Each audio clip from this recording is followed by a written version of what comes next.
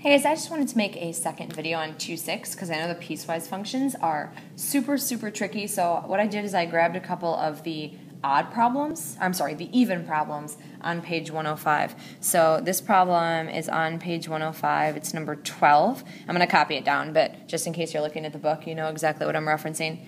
So here's our piecewise function. F of x, remember, is just the same as y. And then we've got negative 3x if x is less than or equal to negative 4. Next piece is x if x is between 0, whoops, that should be an x, 0 and 3, not including 0, including 3. And then 8 if x is greater than 3. Okay, so I'm going to walk you through, so that's an x first of all. I'm going to walk you through exactly how you would set these up. My recommendation is that I would set up like a little table for each one of them. So starting with this first one, so f of x equals negative 3x, remember that's the same as like a y. So we're using this piece only for x values that are less than or equal to negative 4. So whatever value they give you right here, you need to start with that one. So let's make a little xy table. Sorry, that's a 0-hour bell. So plug in negative 4, and then if we just plug in like one more point that falls in this range, like less than negative 4, maybe like negative 6. Okay, so now we're going to take these 2 points and then plug them in here. So negative 3 times negative 4 comes out to be 12, so we can plot that. And then negative 3 times negative 6 comes out to be 18, so we can plot that too. So I'm going to start my graph down here. So nice big graph, lots of pieces. So let's go over here to negative 4. And so we're up at 12. So I'm going to scale 2, 4, 6, 8, 10, 12. So negative 4, we're up at 12. Now, because this includes the negative 4, it's kind of like including the negative 4 on a number line, I'm going to use a closed circle. Okay, if it did not include the negative 4, like if it was just a less than, then I would do an open circle.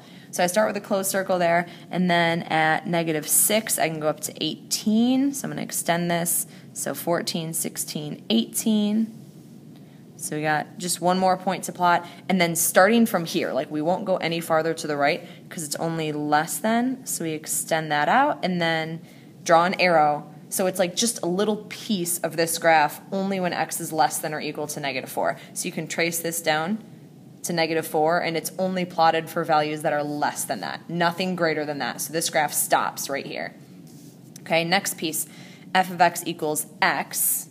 In other words, y equals x. And we're starting it at 0 and ending it at 3. So I'm just going to plug in those two values. So my xy table, I'm going to plug in 0 and 3. And this just says y equals x. So for this one, y equals 0. So x is 0, y is 0. And this one, y equals 3. Just plugging it in there. So I have those 2 points that I can plot as the next part of my graph. So the point 0, 0. But if we look carefully up here, my graph should start at 0, but this is just a less than. Or if I read it backwards, it's x is greater than 0. Strictly greater than, not greater than or equal to. So I'm going to plot this point with an open circle. So I'm going to start right on the origin, but it's got to be an open circle because I can't actually be equal to 0, just strictly greater than 0. My graph would still start there though. And then I end at the point 3, 3. So 1, 2, 3. And then remember I scaled a little bit, so this is actually 3. And then this is going to be a closed circle. And that's because this does have the or equal to. So x can be equal to 3. X just can't actually be equal to the 0. So this little line segment, I'm just going to connect the dots between those 2 points. So that's another little piece. So that's the line y equals x, but just starting at 0 and ending at 3. That's the only little segment of the line that I use. And then finally, my y value is just 8 for any value of x that's bigger than 3. So I'm going to go 2, 4, 6, 8. So I start with an open circle there because it's strictly greater than, not greater than or equal to. And then I can plug in some other points like at 4, my y value is also 8. At 5, my y value is also 8. So really it just ends up being a horizontal line and it goes forever. So if I trace this back, it starts at the value of x equals 3 and it gets plotted for all values that are greater than 3. So that's one example piecewise function that we've got there. Okay, so that's going from an equation to a graph. So hopefully that helps. Let's do one where you're going from the graph to the equations. This is also on page 105, and it's number 18. Okay, so I'm going to put the graph right under here. Okay, so this little piece is a horizontal line, and if you count down, we've got -2, 4, 6, 8. That looks like it's at -9 because they didn't quite go down to the -10. So when you're writing that first piece, we can write, and they label it as g of x, so we'll just keep the same labeling. So the first piece is just a horizontal line, -9, and then now any piece that starts at a value and goes off to the left is automatically a less than. So if we take this x value and trace it up, that's between -4 and -6, so we're going to call that -5. So x is less than -5, and it's strictly less than because it's an open circle. Okay, so let's write that. If x is less than -5, so any x value, -5, -6, -7, there's just a horizontal line at -9. So that's the first piece. Next piece, we've got this line right here. So what I'm going to do is I'm just going to take those 2 points off the graph. All right, so this point right here is the point 0, 4. This point right here is the point 3, 7. Okay, so we've got the points 0, 4, and 3, 7. And all I'm going to do is I'm going to find the equation of the line that goes between those 2 points. And we did that in 2-4, so we should be pretty good at that by now. So find the slope. We've got y2 minus y1 over x2 minus x1. So 7 minus 4 is 3, 3 minus 0 is 3, so my slope is just a positive 1. And then this, I was actually lucky enough to just be given the y-intercept. And I know it's the y-intercept because x is already 0. So if x is 0, that makes this the y-intercept. So that means b is 4.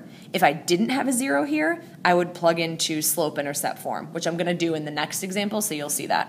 So we have y equals mx plus b becomes 1x plus 4. And I don't have to write the 1x, I can just write x plus 4. So that's the next piece, is an x plus 4 if, now my starting x value is 0 and my ending x value is 3. So I write a 3 piece. So I definitely know it's like this. I'm going to check out to see if I have open or closed circles. So if I look, I have, for x equals 0, I have a closed circle. For x equals 3, I have a closed circle. So these are going to be closed intervals, not open intervals.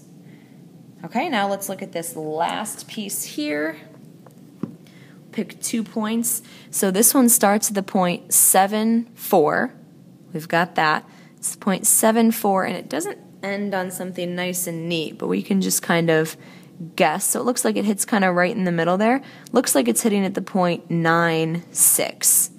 So it appears we've definitely got the point 7, 4, but it looks like it lands in the point 9, 6. So we got that. So we're going to make another one between 7, 4 and 9, 6. So now I'll show you what I mean about that point slope form. So we can still find the slope.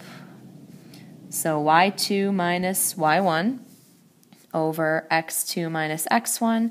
6 minus 4 is 2, 9 minus 7 is 2. So the slope is also positive 1, which you could tell. It definitely looks like those 2 line segments would be parallel to each other. And then I do this point slope form that you guys had in the notes from 2-4, and you can pick either one of those points to plug in. So y minus y1, and let's pick this point. So we take the y value as 4 equals, then plug in the slope, and then x minus, and then the x value is 7. So we're just going to clean that up, get it back into slope-intercept form. So over here, I would have to distribute whatever is outside the parentheses, but since it's just a 1, it'll all stay the same. And then I finish by adding 4 to both sides, and then I get the y by itself. So y equals x minus 3. Okay, so that is this piece right here. There's a piece of the line x minus 3 if, now let's see where it starts. So it goes off to the right, so it's definitely a greater than. And the x value it starts on is 7. So x is greater than 7, and it's just greater than because it's an open circle. It's not greater than or equal to.